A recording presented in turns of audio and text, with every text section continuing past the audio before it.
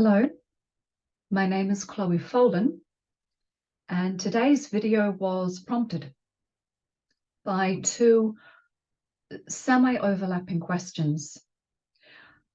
One question was, Chloe, could you explain a bit better about the personality triangle that forms with solar fusion, and also explain what you meant by you do Rainbow Bridge and the rest is your business and up to you. And then there was another question that kind of fed into that from another source, where it was, well, Chloe, basically, how do you find what's authentic for you? And how do you know when you found something authentic? It was basically some questions around authenticity. And it's quite a broad question to answer. So I might have to put this in maybe 2 or 3 different videos. But I would like to start with more around the authenticity question, meaning suggestions, hints, food for thought around what authenticity is, what it looks like, and basically what that is, and how to recognize it. So I'd first of all like to start off by saying what I witness, and I've seen it again and again and again, and I've experienced it myself again and again and again in many different ways, and it's very consistent. But first of all, I'd like to say on the topic of authenticity,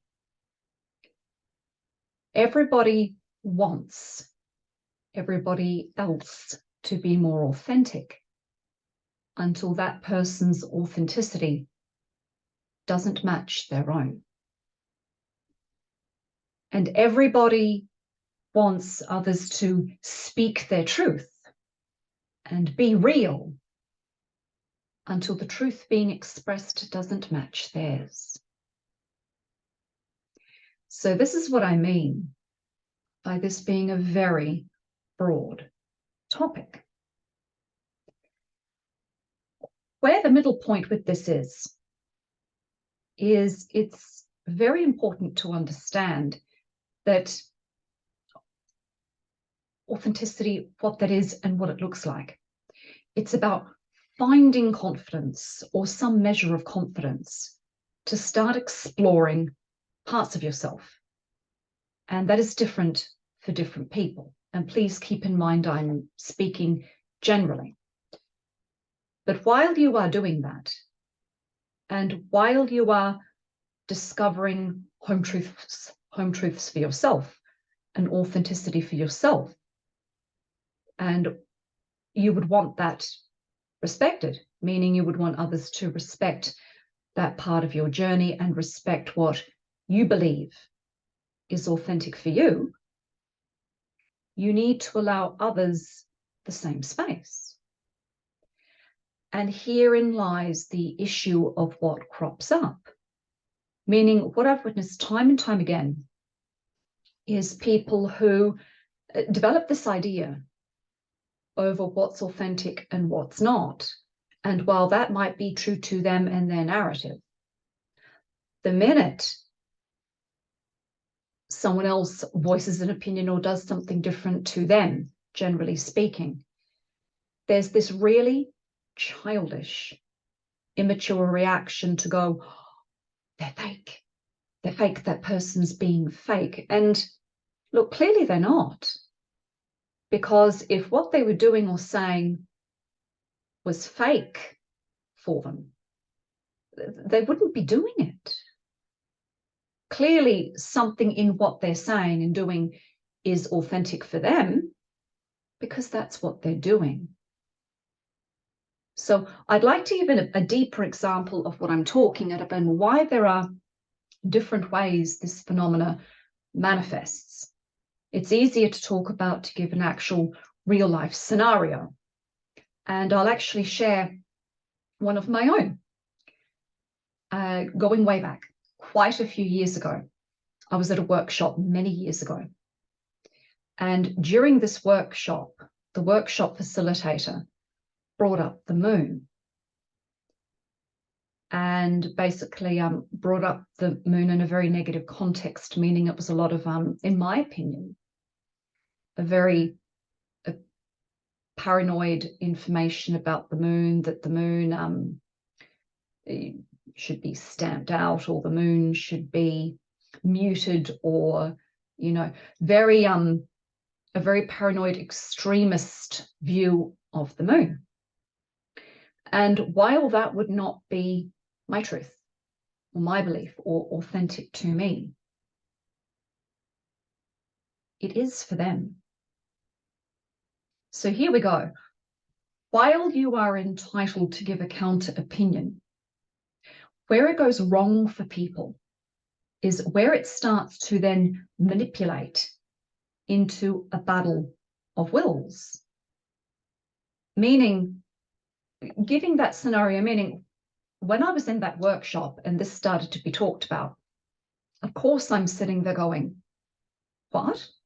Did I just hear that? What? But I didn't stand up like a immature child in the middle of the workshop and start having a silly fight with the workshop facilitator. I sat down. I didn't agree, but I was able to sit down and listen, because here's the other thing. Coming to the question, how do you know when you are being authentic or you found something authentic for you? When someone has an opposing belief or behavior to you, please keep in mind I'm speaking generally. When you come across someone with a different version of authenticity to you, you're allowed to give a counter opinion. Sometimes it's not even necessary. You wouldn't even bother. Sometimes there's no point. But what that person says or does, generally speaking, will only bother you as much as where you are not whole. So if you continually shut down and reduce every single situation like that, however it manifests, meaning people do it with how other people look and dress, they do that all the time. You know, they'll look and go, oh, she shouldn't dress like that, or how is she dressed? It's mirroring something in you you're not comfortable with. Maybe there's a part of your body you need to get more right with, rather than, you know, always being rubbed up to the extreme the wrong way every single time you see someone dressed a certain way. Meaning, where people miss the opportunity to discover a deeper piece of their own authenticity is coming back to that scenario. Yes, that was uncomfortable to hear. Yes, I don't agree. But I'll say it again. They were being authentic for them. They were being authentic for them, and they weren't attacking anybody. They were sharing an opinion. And while I don't believe it would be very, what I'm basically trying to say is, if you always immediately shut down and you don't listen to someone else's authenticity within reason, you won't learn. And then you will never experience being able to have proper mirrors for where you are or are not whole. Because coming back to that scenario, that particular workshop I was at, as much as I disagreed with the extremist view being shared, because I sat and listened with 3 eyes and 4 ears open, meaning I'm including the chakras in that, I learned something. It didn't change what I believed, but the revelation in it is it helped me to understand why someone would think that, why someone would believe that. And having that penny drop and go, oh, that's where that comes from on a deeper level.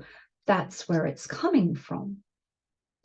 It enables you to then have more knowledgeable and intelligent conversations with people wired that way, or the next time that crops up, you can give a better counter opinion because you have better understood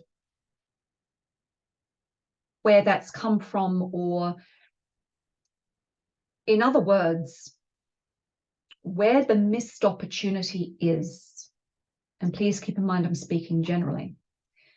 The next time someone shares an opinion, and they wouldn't be sharing unless it was authentic for them, or does something that you wouldn't particularly agree with, meaning dating someone that you wouldn't or you don't like. Yes, you can give an opinion if you're asked. Maybe share from a good place.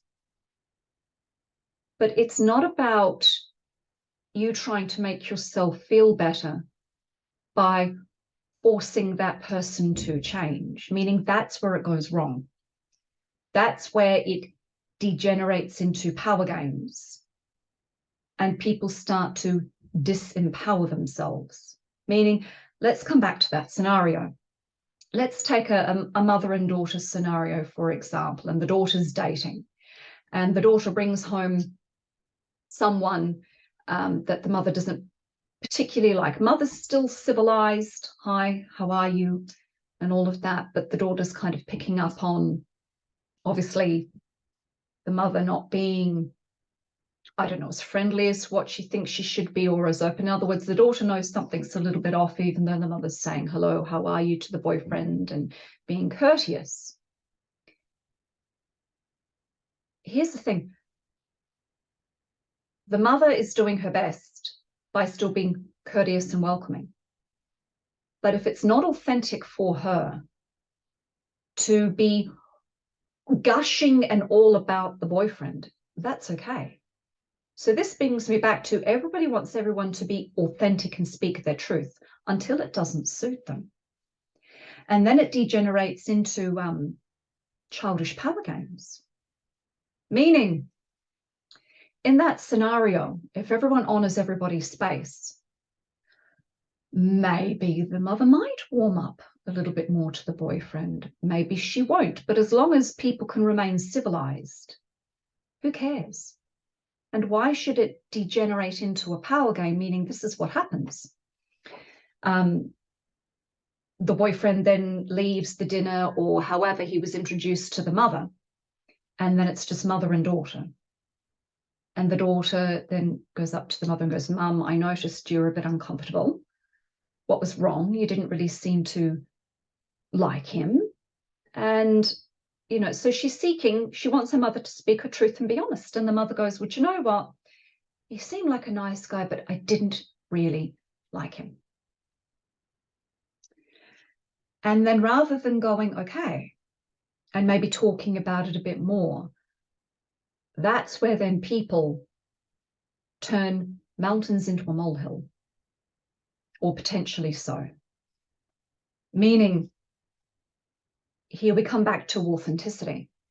Nothing wrong with sharing an opposing opinion, meaning the daughter has every right to go, well, maybe, Mum, you haven't gotten to know him properly, or maybe you haven't given him a chance, or, you know, and then the mother's free to say, well, look, no, there's just something about him I don't like. But look, if you like him, fine. And that should be the end of it. But then it gets turned into this power game over. I'm not going to be okay until I make you believe what I believe, or rope you into what I think you should believe. And that's where it goes wrong. That's where it goes wrong. Meaning, like I said, there's an opportunity to go, okay, you're being authentic, I'm being authentic, we're talking about it, but we've got a difference of opinion.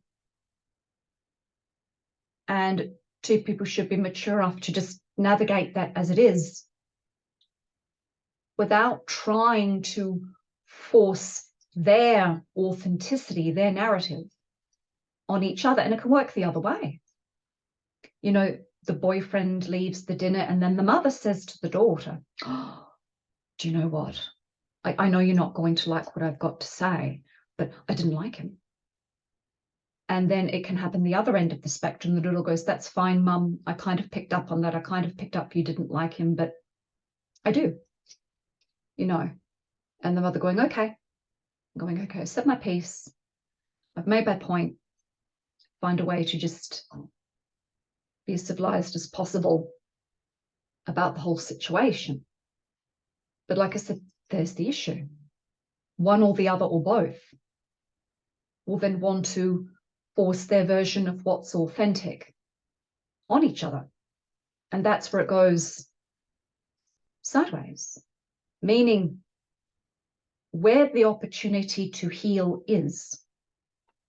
If the daughter has a bad reaction to the mother going, well, look, I honestly don't like him, but look, if he's what you're looking for, fine, whatever. If that can't be, if the mother being authentic like that can't be respected, that's for the daughter to heal. Why? Why does that get in so deep? Why does that bother me that I need my mother to perfectly like whoever I bring home? What do I need to heal in me, in my confidence? Do I need to heal confidence in my choices? Or is she actually validating something? Am I maybe a little bit not too sure myself? And that's why when she said that it bothered me. Or other way around. Mother comes up to the daughter and says, well, I didn't really like him. I just wanted to tell you that. And then the daughter going, okay, that's fine. It's all right. Not everyone likes everyone the same way. That's all right. But then the mother, you know, gets annoyed that the daughter's not like, oh, really? Why? Tell me why. And, you know, and then being able to manipulate the daughter into her opinion if the daughter doesn't share that opinion and is fine with the boyfriend she has. So what I would like to close with today on that note, and I will put the how this ties in with some of the Rainbow Bridge questions I've been getting from the previous video, one of the previous videos. What I would like people, what I would like to leave people with today in terms of good food for thought is just putting that into consideration. Meaning, remember, if you want to be authentic and express your authenticity and be able to do that, other people should as well. I'll say it again.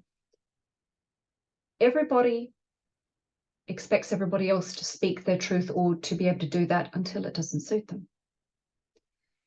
And everybody wants everybody to be authentic until the narrative of what's authentic doesn't match something in them.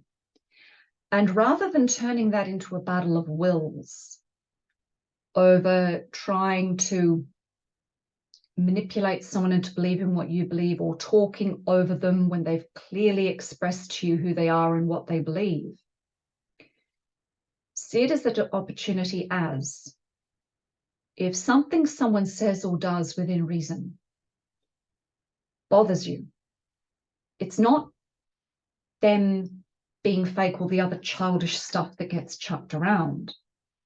It's mirroring forth within you where there's a part of you that's not authentically whole yet.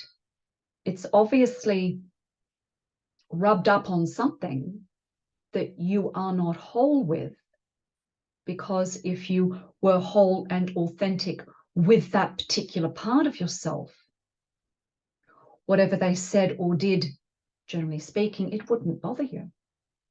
Case in point, I was a bit agitated with what was said about the moon in that workshop, but after I understood a bit more why and where that came from, and that was golden. I wouldn't undo that experience, because to be able to counteract, or at least from your authenticity, from your opinion to counteract it properly, it needs to be more fully understood where it's come from. So I wouldn't undo that experience for anything. And now, if someone says that or brings that up, I'm able to healthily give a counter opinion without turning it into a battle of wills where I expect that person to change what they believe, but at least being whole enough to give a counter opinion if it's even necessary, or leave that experience not rattled and wound up for days on end. So on that note, as always, I hope this video has helped with maybe some deeper food for thought, or at least offering another perspective to consider when people are navigating authenticity, what that is, how that manifests, and how that's different for different people for a myriad of different reasons. It's a very broad topic to cover, but I hope this sharing has been insightful, gives some good food for thought. On that note, authentic 7-ray blessings to all, and wishing all an insightful week.